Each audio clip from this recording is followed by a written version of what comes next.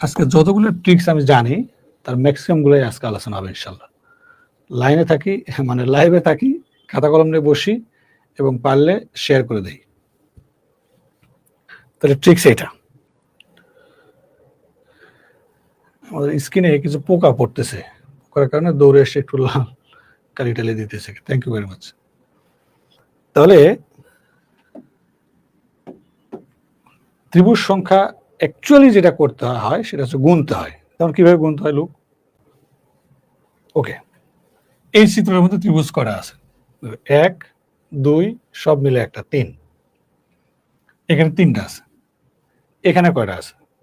এই একটা 1 2 3, এই দুটা মিলে একটা 4, এই দুটা মিলে একটা 5, সব মিলে একটা 6। এখানে কয়টা আছে দেখ? 1 2 3 4, এই দুটা মিলে একটা 5, এই দুটা মিলে একটা 6, এই দুটা মিলে একটা 7, এই 3টা মিলে একটা আছে 8, এই 3টা মিলে একটা আছে 9, পুরোটা মিলে একটা আছে 10। এইভাবে অ্যাকচুয়ালি গুনতে হয়। এখন এখানে ছোট্ট একটা ট্রিক্স আছে। ট্রিক্সটা কি? সেটা হচ্ছে এই 1 এই 2 এই ভূমিতে, এই ত্রিভুজের এটাকে ভূমি বলে। এই ভূমিতে ক্রমিক সংখ্যা বসায় যোগ করলে উত্তর হবে। যোগফল কত? 3। 1 2 3, 1 যোগ 2 যোগ 3 সমান 6। এটা অ্যান্সার। 1 2 3 4, 1 যোগ 2 যোগ 3 যোগ 4 সমান 10। এটা অ্যান্সার।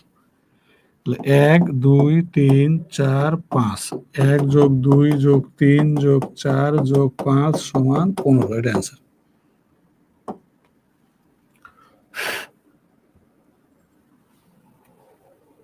এটা হচ্ছে ট্রিক্স। তাহলে জাস্ট ভূমিতে ক্রমিক সংখ্যা বসায় যোগ করলে উত্তর হবে।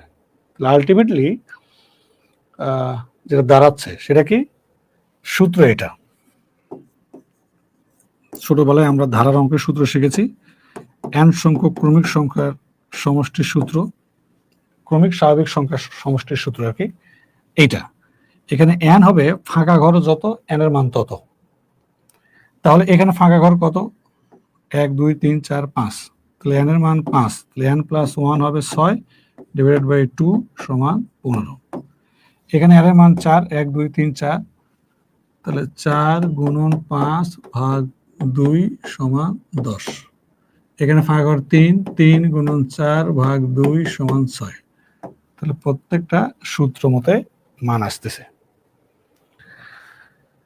এটা গেল ট্রিক্স।